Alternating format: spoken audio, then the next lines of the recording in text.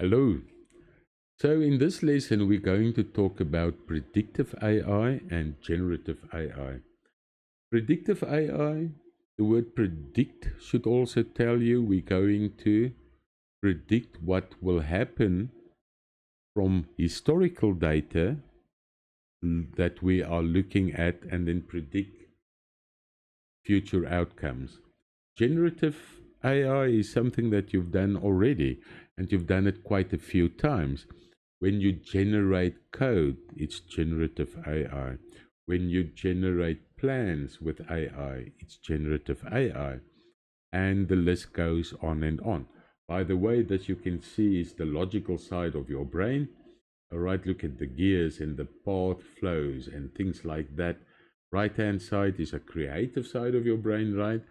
uh, Music notes, painting, ideas, coming up with visions of the future and so forth. And if you look at AI, really, once you're going to do generative AI, you're going to use your paintbrush of imagination and come up with what the software should be, should look like, should include from your envisionment. So let's move on to the next slide. Generative AI, the question you ask yourself is, what can we create? Once you ask a question that is about creation, you're using generative AI. When you say what will happen, and specifically what will happen in the future, you're using predictive AI. So that's the difference between the two. Predictive AI, you analyze history to forecast what is going to happen. We will look at examples in a second. Where in generative AI, you will say, you know what, I want to generate a newsletter, generate an image, generate some code, and so forth. So there you have it, and you can't use your paintbrush to predict things, and you can't use your telescope on the left hand side to create things. It does not work at all. I can't think of a way when you can use forecasting to say it is generative. What you can do is generate things from the forecast you got. So how does this fortune telling work? First of all, of course, is you need historical data. And on historical data, the more accurate data you have, the higher quality your historical data is, the more of the historical data, maybe the time span is long, things like that will give you a very nice data set to work from. That data is then compiled or learned into what's called a model. Now, the idea of a model is that the data is there in a way, and we will look in tier 3, you will create data sets as well as models and so forth. For now, what you need to understand is a model has took all this data, looked at patterns in the data and so forth, and now you as a programmer, as an example, can basically go and ask a question to this model and it come back extremely quickly with a response. Something else, when you predict things, you'll always have a percentage of accuracy that this data model will give you. For instance, you might have a camera at your shop, and the staff also walks in and out there, and it can say, hey, here's Jim, and the chances that it's Jim walking past this camera is 95%. So the possibility that this is Jim is extremely good, right? And you can see, for instance, on the screen that if you have a mature model that always get feeded new information, that then become the part of the historic information and so forth, that 95+% accuracy is not unheard of. In fact, it gets even better and better than this. Now you can think of accuracy like that in finance, in your company, or in healthcare, the great benefits of prediction. Where does prediction dominate? Finance, definitely. You know, it can predict things like you start losing customers. How long before you'll run out of cash flow? And it can be very accurate in that. Um, there's so many examples. So we will look at some maybe in the next slide too. Fraud prevention, fraud detection is another one. Healthcare, manufacturing. Think if you can always have the right amount of stock, not overstock that eats up your cash flow, but also not understock that you start selling or losing sales. Predictive AI, all right?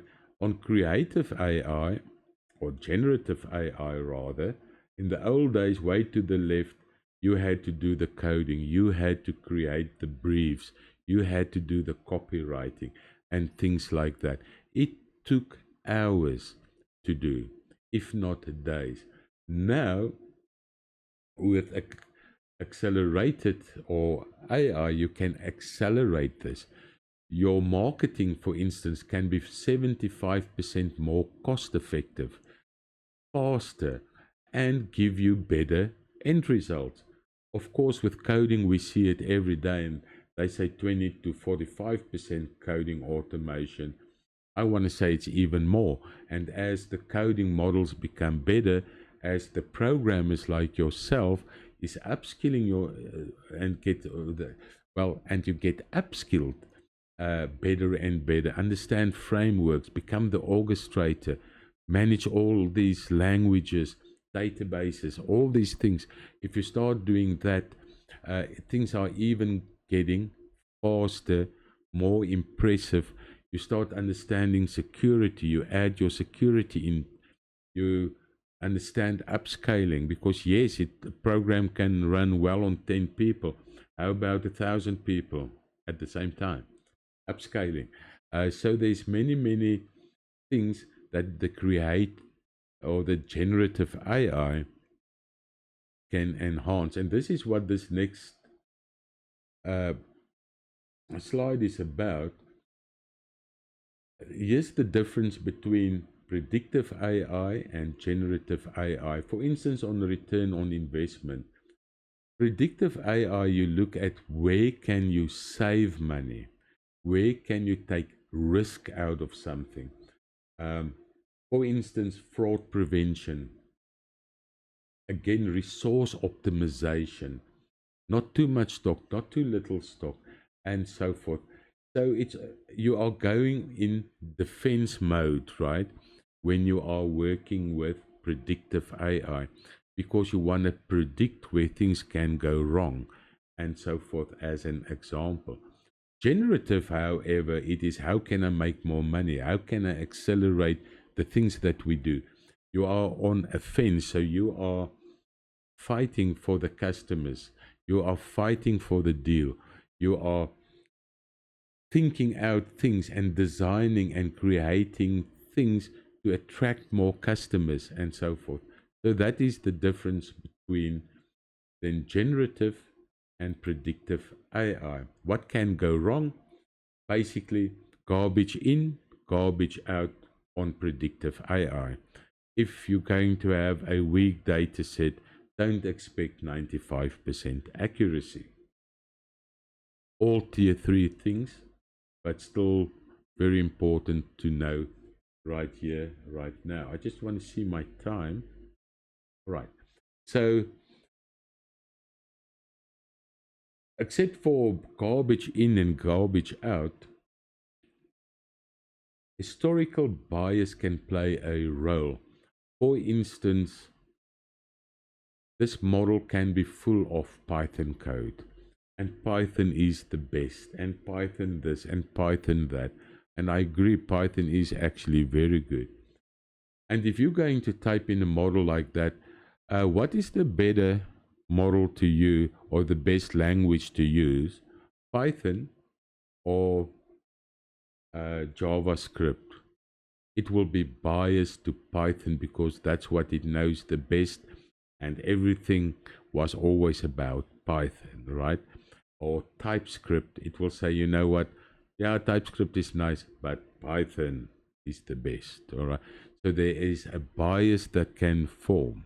You can, maybe it's guys that love cold weather, and hate warm weather, because they are so accustomed to cold. They will be giving you holidays, destinations in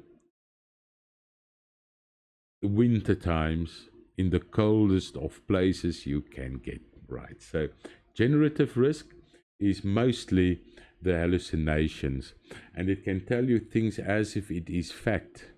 It can tell you things that makes it sound so true. They are confident in what they say, and you can generate things that's absolutely just a lot of nonsense. Your prompting is very important, and that's the way. Uh, Also, using the better language models to not get all these hallucinations. Also, you have to ask questions. Say, but I don't agree. Say to your AI, you don't agree, and let it go on research further. Copyright, who knows where it gets its data from? Is it copyrighted data?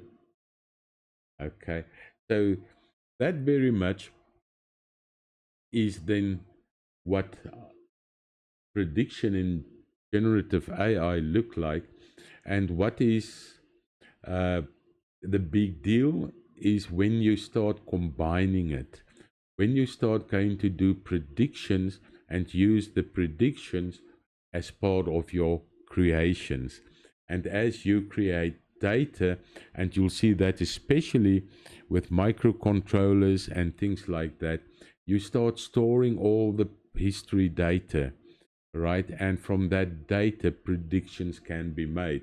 So not only do you give a person and maybe a very good app, but you can tell it in 3 months' time, we can start predicting things from the data that it received. So that is it. I hope you've enjoyed this lesson. And when you do things, always think it out. Is this predictive or is this generative? And start getting the feel for it. Tier 3 is going to blow your mind because of the predictive AI that we're going to do. So I'll see you in the next lesson. Bye.